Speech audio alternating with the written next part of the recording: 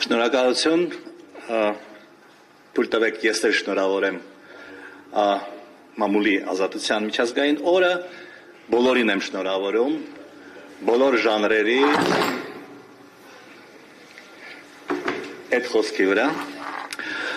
բոլոր ժանրերի, բոլոր ուղղությունների, բոլոր քաղաքական համոզմունքների իմ գործընկերներին, որովհետև բոլորի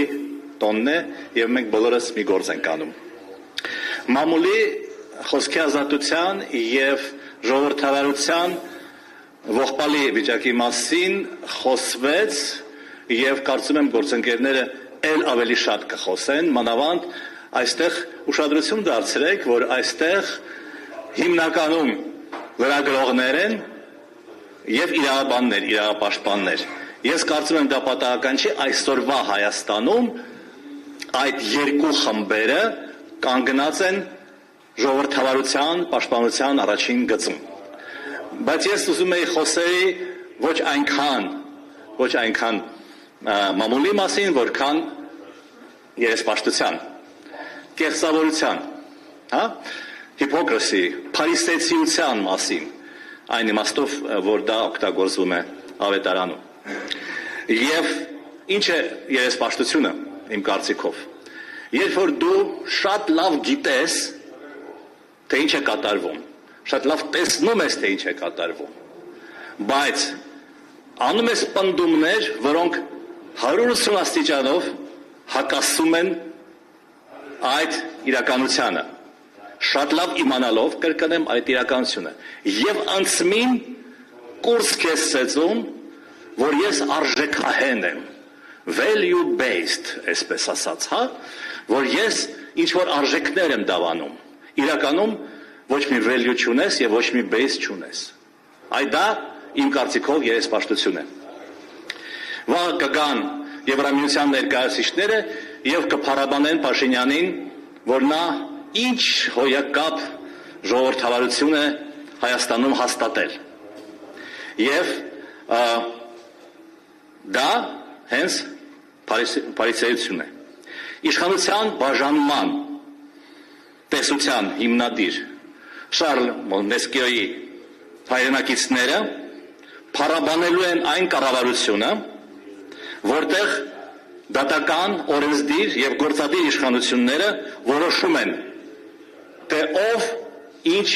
ով ինչով պետք է զբաղվի հայ առաքելական եկեղեցում, կամ ով պետք է կարգալույծ արվի, ով չպիտի կարգալույծ արվի։ Դա նրանք պաշտպանելու են այն կառավարությունը, որտեղ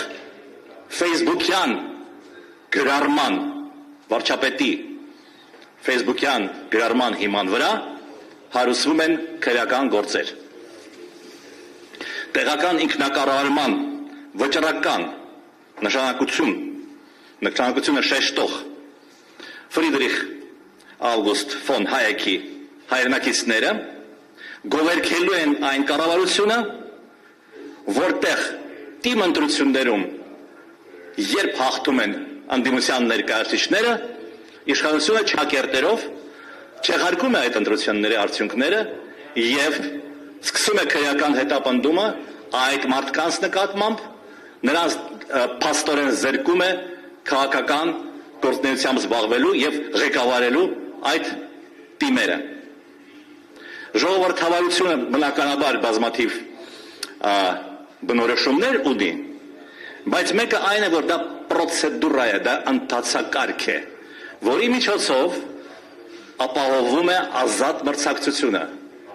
մարդկանց ձայների համար ազատ մրցակցությունը։ Դա ամենաէլեմենտար, ամենամինիմալ պահանջն է ժողովրդավարության, որը ձևակերպել է Շումպետերը, Յոզեֆ Շումպետերը։ Եվ Շումպետերի հայրենակիցները գալու են Հայաստան և գովերգելու են այն կառավարությունը, որը ընտրություններից 2 ամիս առաջ փոխում է ընտրական օրենսգիրքը և որը բանտերում է պահում հիմնական անդիմադիր կուսակցությունների և դաշինքների ներկայացուցիչներին։ Երբ ԵՄ ներկայացուցիչները պնդում են վայ, խեղճ Փաշինյան, հեսա Կրեմլը ռուսները նրան կուտեն, եկեք պաշտպանենք Փաշինյանին եւ այդպիսով պաշտպանենք նաեւ ժողովրդավարությունը, այդ հիպոկրիսին միշտ conspiracy կողքն է լինում, դավադրության տեսության կողքն է, ձերքի, այսպես ասած, սեղմած են գնում։ Ես ասում եմ, որ դա երեսպաշտություն է, որ դա սուտ է, որովհետև Պուտինի գլխավոր համախոհը, կարելի ասել աշակերտը Հայաստանում հենց Փաշինյանն է։ Երկուսն էլ ընտրությունները վեր են ածում ֆարսի,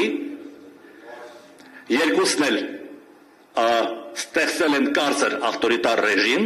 բայց մի դեպքում ԵՄ ներկայացուցիչները այդ ռեժիմը տեսնում են, մյուս դեպքում չեն տեսնում։ Երկուսն էլ փորձում են մարգինալացնել բոլոր տեսակի իրենց ընդդիմախոսներին, մի դեպքում հայտարարվում են ինոագենտներ,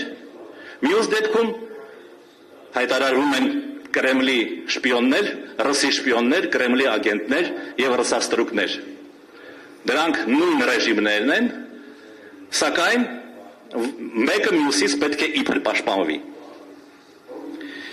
Մի քանի տասնյակ փաստերից բնականաբար կբերեն գործընկերները եւ բերել են, ես ընդգծել եմ մի քանիսը։ Այս պայմաններում մամուլի աշխատանքը բնականաբար շատ բարդ է։ Հետապնդումները, որը կան նաև այստեղ ներկա լրատվամիջոցների ղեկավարների, լրատվամիջոցների նկատմամբ խոսքը հրապարակի եւ 168 ժամի մասին է, դրա մասին ես կարծում եմ նույնպես մեր գործընկերները կխոսեն, բայց եթե ինձ հարցնեք, ինչն է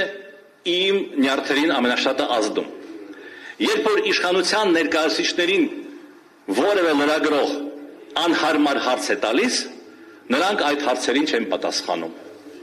Նրանք սկսում են լավագույն դեպքում դասախոսություն կարդալ, թե ինչպիսին պետք է լինի ազատ լրագրողը